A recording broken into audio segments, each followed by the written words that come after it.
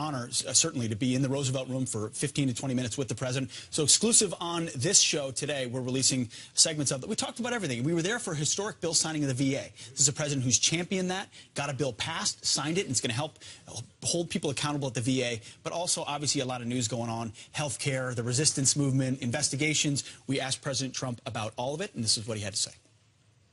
Mr. President, thank you very much for joining Fox. Thank you, Pete. Appreciate it. You faced resistance on this bill, but of course you've faced resistance on the entirety of your agenda. Who's been your biggest opponent? Has it been Democrats resisting? Has it been fake news media? Has it been deep state leaks? When you think about it, what holds it up the most? Well, you know, when I ran, I talked about the rigged system because I saw I was winning states and I wasn't getting the delegates that I should be getting. And, you know, I would look at this. I said, what kind of a system? Well, the whole system is very, there's a lot of bad things going on, a lot of very bad things going on. One of the things that should be solved, but it probably won't be, is that the Republicans and Democrats don't get together. And I'm open arms, but I don't see that happening. They fight each other. The level of hostility, and by the way, this isn't just Trump. This has been like this for years. You've been doing this for a long time. It's been like that for a long time.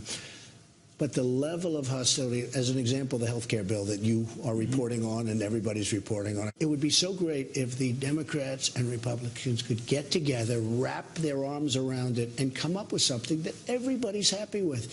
It's so easy. But we won't get one Democrat vote, not one. And if it were the greatest bill ever proposed in mankind, we wouldn't get a vote. And that's a terrible thing. So there is. Well, look, their theme is resist. I've never heard of anything like this, resist. How frustrating it is to have former President Obama. They're out there leading the resistance. Well, I don't think he's leading it. He actually just put out a small statement. I don't see that leading it, but other people are leading. Don't forget, I saw Schumer criticizing the bill a couple of weeks ago, and he had no idea what was in the bill. He was saying this bill is this and it's that. He had no idea. In fact, the Republican senators didn't know because it wasn't released. Very few people knew. So he was criticizing a bill that he had no idea what was in the bill. But that's called the resistance. I mean, that's a terrible word. Think of it. Their theme is resist. Their theme should be, let's get together, envelop, let's get together. But their theme is resist. It's obstruction. And the problem is they become obstructionists. And the voters, I happen to like it from the standpoint of running for office, but I think it's a terrible theme in terms of getting elected. And more importantly, I think it's a terrible theme for the people of this country. Resist, obstruction.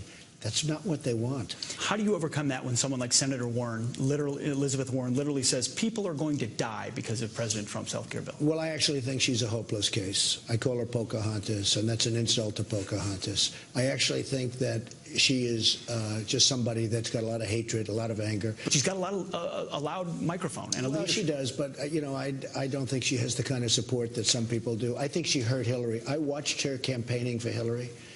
And she was so angry. Hillary would be sitting back listening to her, trying to smile. But there were a lot of people in that audience that were going, wow, is this what we want? There's a lot of anger there and hostility. So, no, I think she's a highly overrated voice. Some people might say the lever of anger is unprecedented, but it's also unprecedented for a former president to come out the way President Obama has. He came out on Facebook recently. You may have seen it. He said, your bill, Mr. President, not a health care bill. It's a massive transfer of wealth. It's going to harm Americans. It's mean. What do you say to the former president? Well, he actually used my term, mean. That was my term, because I want to see, and I speak from the heart. That's what I want to see. I want to see a bill with heart.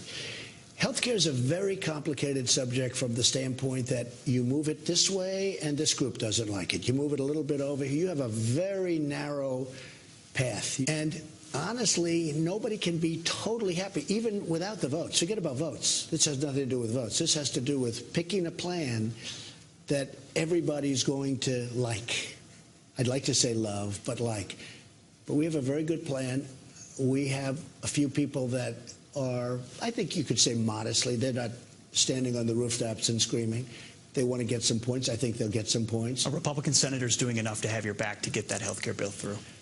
I think so. You know, I have great relationships with most of the people in the Senate, with, as you know, most of the people in the House. I think I really I worked very hard. I made a lot of great friendships with the people in the House, a lot of them. Same thing in the Senate. They're 4 very good people. They're friends of mine. And I don't think they're that far off.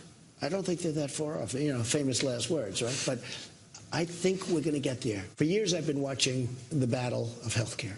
And I watched during the Clinton administration, Hillary, rightfully, devoted her life to trying to get health care. She was unable to get it.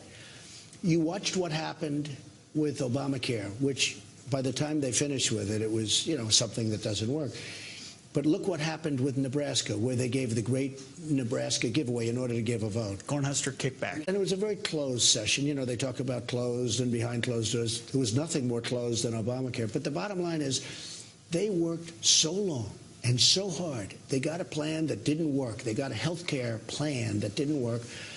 And I've only been there for 5 months. You know, they worked for a long time. During the Clinton administration, they worked essentially during the entire administration. Health care is a very, very tough thing to get. But I think we're going to get it. We don't have too much of a choice because the alternative is the dead carcass of Obamacare. That's what it is. I opened up the failing New York Times and the Washington Post this morning. No mention at all of this bill that you're signing today. For veterans who are so passionate about this, it's such a historic bill. Are they going to cover this? And if they don't, why don't they cover it the way they cover every breathless scandal in the media today? Well, I just heard today for the first time that Obama knew about Russia a long time before the election, and he did nothing about it. But nobody wants to talk about that. That the CIA gave him information on Russia a long time before they even, you know, before the election. And I hardly see it. It's an amazing thing to me. You know, in other words, the question is, if he had the information, why didn't he do something about it? He should have done something about it. But you don't read that. It's quite sad. That never leaked out. With that, no, that doesn't leak out. No, they're very selective leaks with sources. I always love the sources, many of which don't exist. But no, there is a thing going on in the country, and hopefully it's somewhat of a sickness in that sense. But you know what? I am so proud of what we've done in such a short period of time. Well, how's the newspaper this morning? As that was going on, I was listening and reading my failing New York Times this morning. Not a single article in the main section about the historic VA bill the president signed yesterday. Yeah. And that's the last question I asked, is will it get covered? And it answered itself. Of course they didn't. More of what they want to talk about as opposed to the really important stuff that this White House is getting done. Well, I think it just highlights the disconnect between the way the media, the mainstream media, is covering things and what's really going on. And he pointed to that directly. I mean, he sounded a lot more optimistic about getting things done, or the hope that they can, with health care, for example. He's saying, you know, the Republicans aren't that far apart, but if you watch the mainstream media or if you read the places like New York Times, you know, you have these 5 senators that still have not gotten to a yes vote. It seems like it's a total disaster, but that's not the reality of it. Yeah. No, and these five senators may be moved in a certain direction. Democrats are totally not on board. But Yeah. if you read any of the media coverage of this, the reasons that they're standing by and staying out of the fight on this is Medicaid. That's that's number one on their list. Medicaid, and what they perceive as major cuts to Medicaid, and that there would be tax cuts for the rich. And so for Democrats, they're not going to come to the table at all on this. And their rhetoric's can only get more nasty as they impugn the motives of Republicans, when if you look at what they're actually doing with Medicaid, it's a gradual and gentle transition to a normal inflation rate on a program that can't pay for itself. It doesn't kick into effect till 2021. They're not looking, I mean, ultimately, Republicans need to be able to show that competitive insurance markets can work for the poor and the vulnerable and the sick, because that's what Democrats are going to say. You want to kick them off their health care? No, we don't. We think there's a better way to do it so the health care market doesn't collapse. Make that argument, and I think you can win and bring over these Republicans, because they're not that far off. And it's a hard number, though. Wants to get there. It's a hard number, though, especially with the CBO numbers. And if the CBO numbers show that they're going to be millions more people are going to be losing their health care coverage, it's going to be hard for them to go back to their districts, which they will do this summer, and have to face those individuals, which they had to face the last time this bill came up. But President Trump pointed out health care is probably the most complicated thing that we are going to deal with as a nation. And we're seeing that with getting these votes together. I mean, it is complicated because everyone wants different things in it. Something else that stuck out to me in this interview, and it was a great interview, Pete, was just how frustrated he was. Someone that's coming to Washington, D.C. as a businessman, someone who understands politics but has never really worked inside of D.C., just how hard it is to bring both parties to the table to actually have a real conversation about getting anything done. Well, and like the VA legislation, right? The idea that I can't just go fire someone who's incompetent or not doing their job. I have to sign legislation in order to fire people who aren't doing their job and taking taxpayer dollars and not helping veterans. Do you think that this will trickle into other parts of government? I think it could. You raised that point, and it's a great one. Maybe other departments will realize if we can fire bad employees too, you can clean up government. I mean, this is a good governance thing, a major civil service reform that could happen elsewhere as well. But I'll tell you, what struck me a little bit being in the Roosevelt Room and a little bit in the Oval Office is this fury that everyone says he's involved in. Russia